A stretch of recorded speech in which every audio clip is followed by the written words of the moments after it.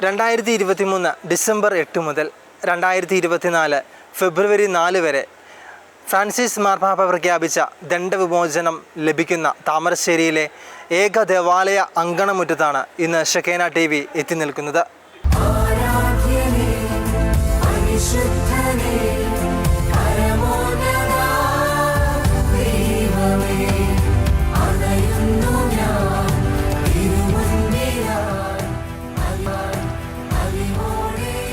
മൂന്ന് വിശുദ്ധാത്മാക്കളുടെ സവിശേഷതകൾ വിളിച്ചോതുന്ന ദേവാലയ കവാടം. അങ്ങനെ പോകുന്നു Perambra saint Francis of Assisi ദേവാലയത്തിൻ്റെ മറ്റു സവിശേഷതകൾ.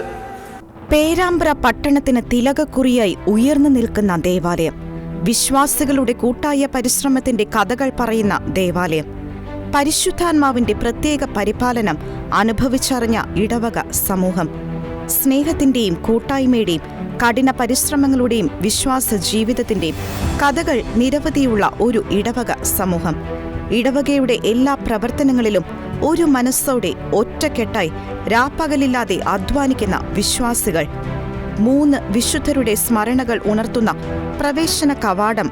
ഇങ്ങനെ നിരവധി പ്രത്യേകതകളുള്ള പേരാമ്പ്രക്കാരുടെ സ്വകാര്യ അഭിമാനമായ സെയിന്റ് ഫ്രാൻസിസ് അസീസി ചർച്ചിന്റെ നാളിതുവരെയുള്ള കൂടുതൽ ചരിത്ര യാഥാർത്ഥ്യങ്ങളിലേക്ക് ഒരു തിരിഞ്ഞുനോട്ടം നടത്തുകയാണ് ഷെക്കേന ന്യൂസ്.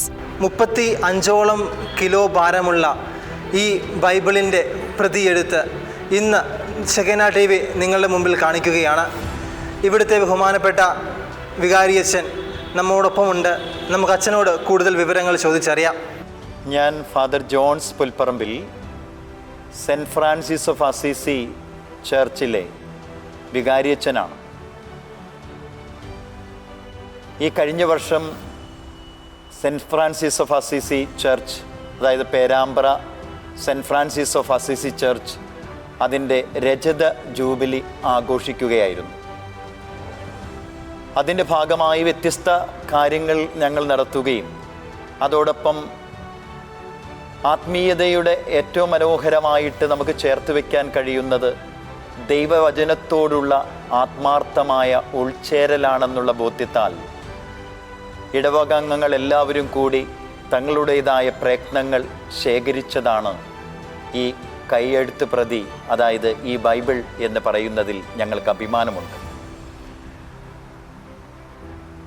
ഈ ദൈവവചനം എന്ന് പറയുന്നത് ദൈവമനുഷ്യ ബന്ധത്തിൻ്റെ സംയോജിത ഭാവമാണെന്ന് നമ്മൾ ദൈവശാസ്ത്രപരമായിട്ട് പറയാറുണ്ട്. ദൈവവും മനുഷ്യനും സംയോജിച്ച് എപ്രകാരം ദൈവം മനുഷ്യൻ്റെ ജീവിതത്തിൽ ഇടപെട്ടുവെന്നും എപ്രകാരം മനുഷ്യൻ ദൈവാശ്രയ ബോധത്തിലായിരുന്നുവെന്നും വിശുദ്ധ ഗ്രന്ഥം പ്രഖ്യാപനം ചെയ്യുന്ന സത്യം നമുക്കെല്ലാവർക്കും അറിയാം.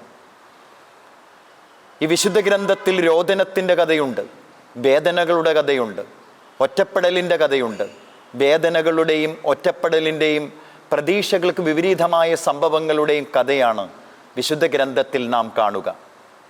അതിൽ ഉൾച്ചേർന്നിരിക്കുന്നത് ദൈവത്തിൻ്റെ സാന്നിധ്യമാണ്. വേദനകളിലും അസ്വസ്ഥതകളിലും ബന്ധനാവസ്ഥകളിലും ദൈവം മനുഷ്യന് കരുത്തും കരുതലുമായി നിന്നു എന്ന ബോധ്യം ലഭിപ്പാൻ വിശുദ്ധ ഗ്രന്ഥത്തിൻ്റെ ഏടുകളിൽ നമ്മൾ കടന്നു പോയാൽ മതി.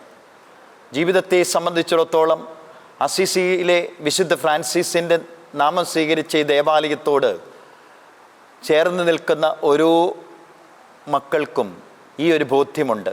വചനത്തോട് ചേർന്ന് നിൽക്കുമ്പോൾ വചനം നമ്മുടെ ജീവിതത്തിൽ ഓജസ് നൽകുമെന്ന്. കാരണം വചനം ആത്മാവും ജീവനുമാണ്. വ്യത്യസ്തമായ അനുഭവങ്ങളിൽ നിന്ന് ഈ വചനം എഴുതി ചേർത്തപ്പോൾ തങ്ങളുടെ അക്ഷരക്കൂട്ടുകൾക്കിടയിൽ അമർന്ന് ചേർന്നത് ജീവിതാനുഭവങ്ങളായിരുന്നു. വേദനയോടുകൂടെ ഇത് എഴുതി തീർത്തവരുണ്ട്. ഈ വചനം എഴുതുന്ന സമയത്ത് ഇവർക്ക് സംഭവിച്ച അത്ഭുതങ്ങളെക്കുറിച്ച് അവർ വിവരിക്കാറുണ്ട്.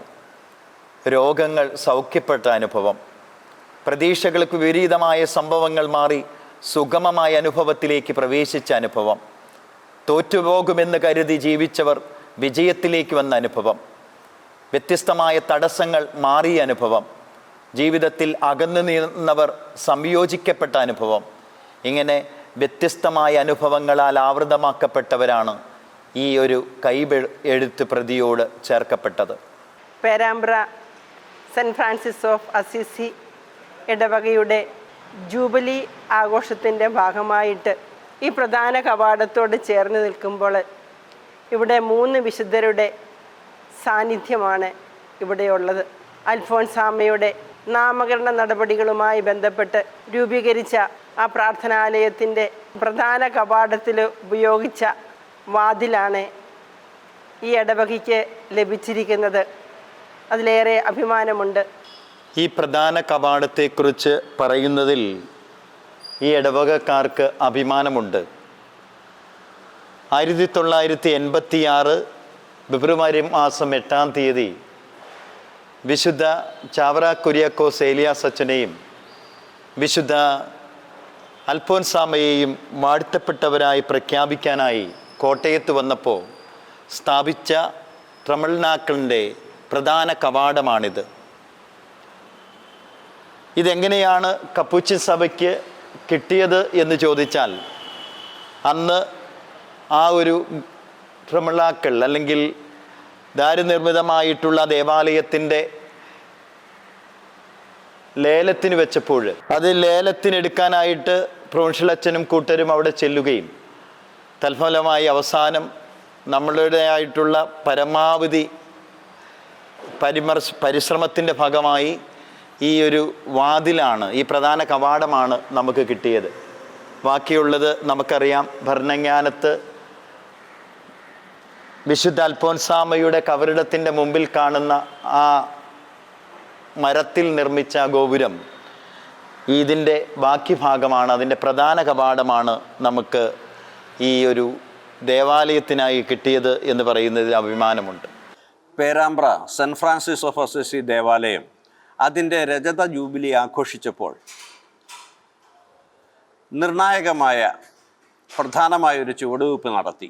ആകെയുള്ള 1339 അധ്യായങ്ങളിൽ 933 22 കുടുംബങ്ങൾ എഴുതി.